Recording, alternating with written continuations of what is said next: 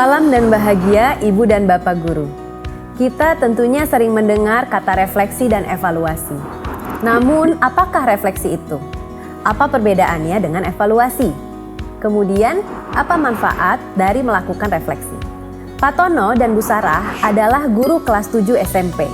Keduanya sedang menyampaikan pembelajaran mengenai proses terjadinya gerhana. Gerhana bulan terjadi ketika bulan masuk ke dalam bayangan bumi, sehingga membuatnya lenyap. Gerhana bulan total terjadi saat... Sekarang, siapa yang bisa mengulang bagaimana gerhana bulan total terjadi? Kenapa selalu begini ya kalau saya kasih pertanyaan? Sekarang setiap kelompok tentukan siapa yang jadi bumi, matahari, dan bulan. Lalu coba cari posisi yang mengakibatkan bayangan bulan atau matahari tertutup, jadi tidak tampak di bumi. Aku bumi, Bu. Aku matahari, Bu. Bulan, Bu.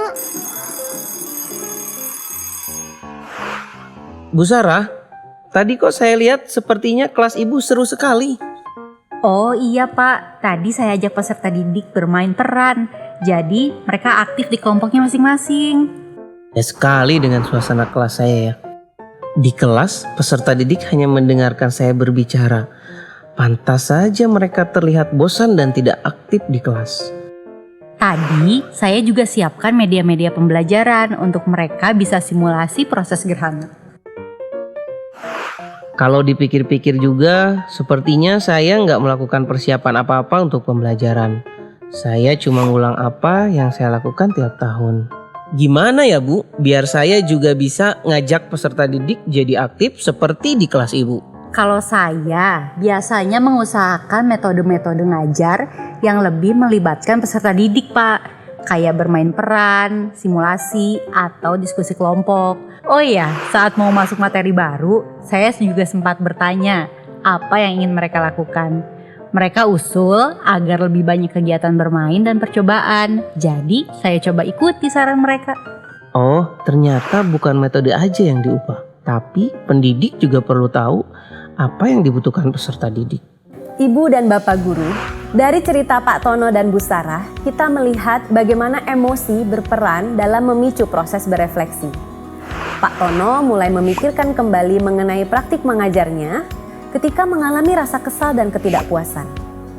Emosi yang dialami Pak Tono mendorongnya untuk memulai refleksi dan mengevaluasi kembali metode mengajarnya. Mungkin Ibu dan Bapak ada yang bingung, apa sih bedanya refleksi dan evaluasi? Evaluasi adalah proses menganalisis peristiwa yang terjadi dari suatu pengalaman.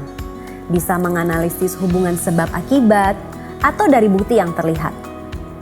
Saat Pak Tono menganalisis cara mengajar dan respon peserta didik di kelasnya, Pak Tono melakukan evaluasi.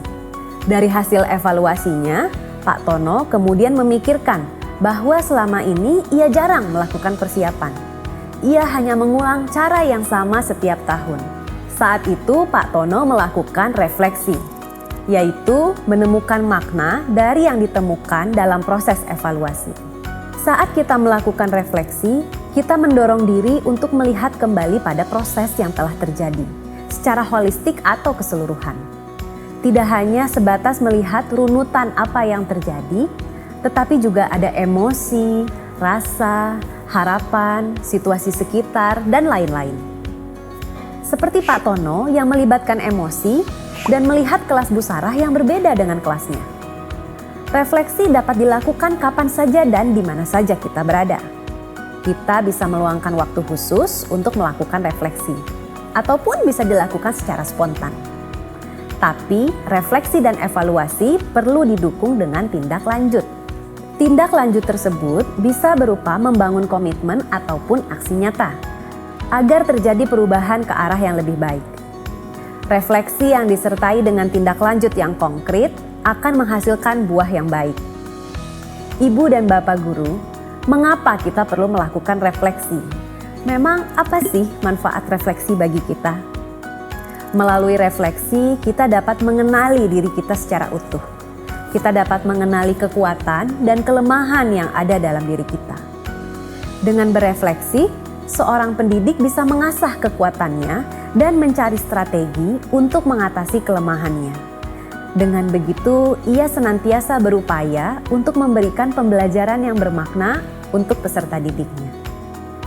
Dalam topik ini, kita akan mempelajari hal-hal dasar mengenai refleksi, dimulai dari mengapa kita perlu melakukan refleksi.